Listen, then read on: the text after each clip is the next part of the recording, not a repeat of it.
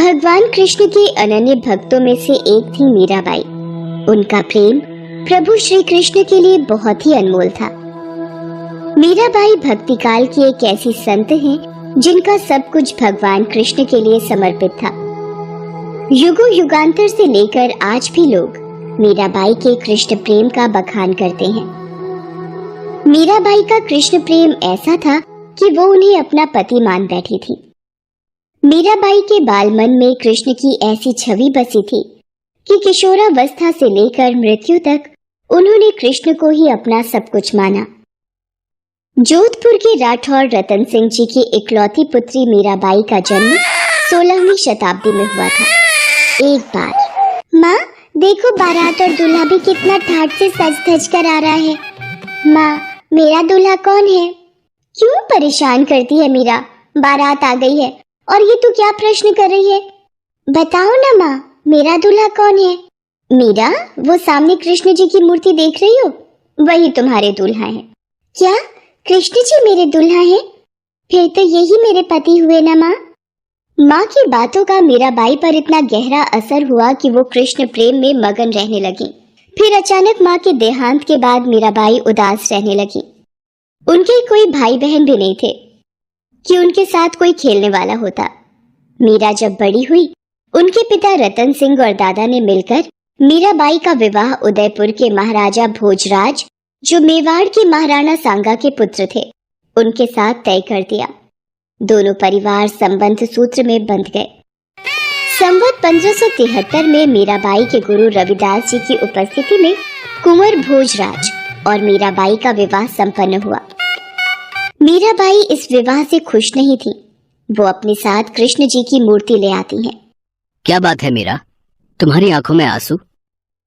क्या तुम इस विवाह से खुश नहीं हो? मेरा विवाह तो बचपन में ही मेरे कृष्ण से हो गया था, वही मेरे पति हैं। ये क्या पागलपन है मीरा? क्या ये इस तरह के मजाक का सही वक्त है? नहीं, मैं सत्य कह रही हूँ। मेरे पति कृष्ण ही हैं और मैं उनकी प्रेमिका। राजा भोज गुस्से में बाहर जाकर अपनी माँ और बहन से कहते हैं, मीरा, ये क्या पागलपन है जो तुम हमारे भाई से इस तरह का व्यवहार कर रही हो? तुम्हें क्या लगता है मेरा पुत्र शांत स्वभाव का है तो तुम उसे अपनी बातों से घुमाओगी और वो घूम जाएगा? ये तुम्हारी भूल है मीरा। मैंने सत्य ही बोला है माता जी। मैंने हमेशा ही अपने गिरधर गोपाल को अपना पति माना है। उनके समान मेरा कोई नहीं। मीराबाई वहीं मंदिर में जाकर भगवान कृष्ण की मूर्ति के समक्ष भजन कीर्तन किया करती थी और कृष्ण भक्त भी उनकी भक्ति में रम जाते थे। पर समय परिवर्तनशील है। मीरा के भाग्य में गृहस्थ जीवन भोगना विधाता ने नहीं लिखा था। केवल 25 वर्ष की अल्पायु में 1580 में कुंवर भोजराज का अकस्मात देहांत हो गया और मीरा को जबरदस्ती राजमहल में लाया गया। मीरा, तुम्हें अंदाजा भी है यहाँ तुम्हारे पति का देहांत हुआ है और तुम मंदिरों में रास लीला करती फिर रही हो? तुम्हें भी तुम्हारे पति के साथ सती होना होगा। यही सती धर्म है। अपना हार श्रृंगार त्यागना होगा। मेरे तो गिरधर गोपाल, दूसरो न कोई। मेरे तो गिरधर गोपाल।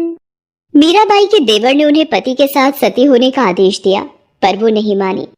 उन्होंने अपना हार श्रृंगार नहीं त्यागा और सभा के बीच में से कृष्ण भजन गाती हुई कृष्ण मंदिर में चली गईं।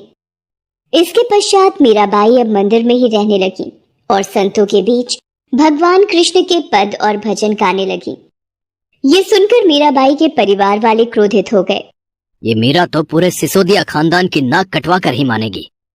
सैनिकों, उसे पकड़कर आधी रात के समय नदी में फेंक दो। मुझे कहाँ ले जा रहे हो? छोड़ो मुझे।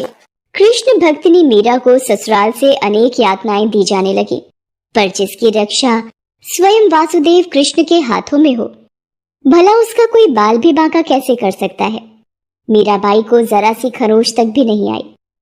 उदाबाई, तुम एक बार मीरा को समझाओ। इस तरह से वो साधु संगत की भीड़ के बीच नाचती रहती है।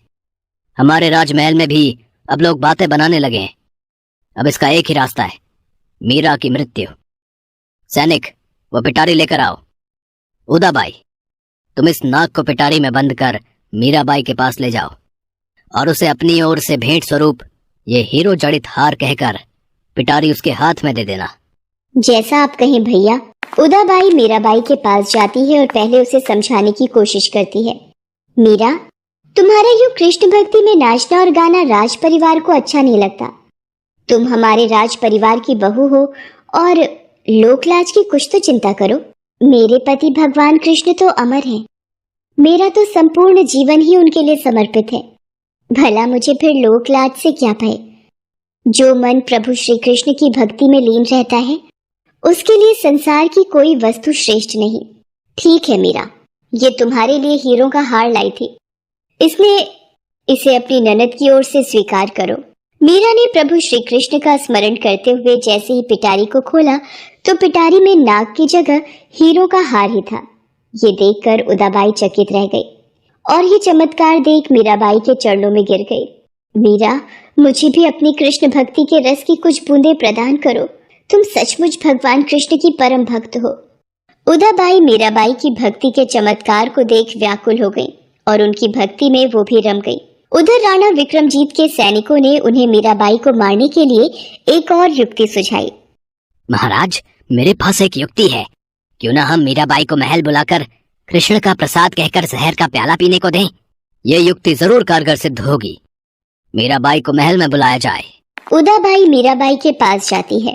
उदाबाई, वो मुझे कृष्ण नाम रस का पान करने के लिए कहेंगे तो मैं उनके नाम से मिला जहर का प्याला भी पी जाऊंगी।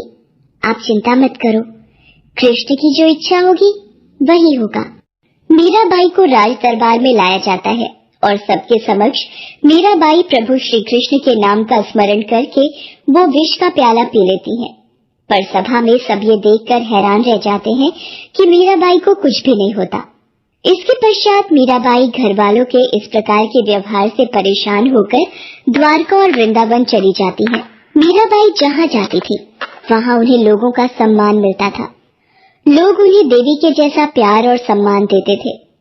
भारत भूमि पर ऐसे कई संत और महात्मा हुए हैं जिन्होंने धर्म और भगवान को रोम रोम में बसाकर दूसरों के सामने एक आदर्श के रूप में पेश किया है। ऐसे ही संतों और महात्माओं में मीराबाई का स्थान सबसे ऊपर माना जाता है।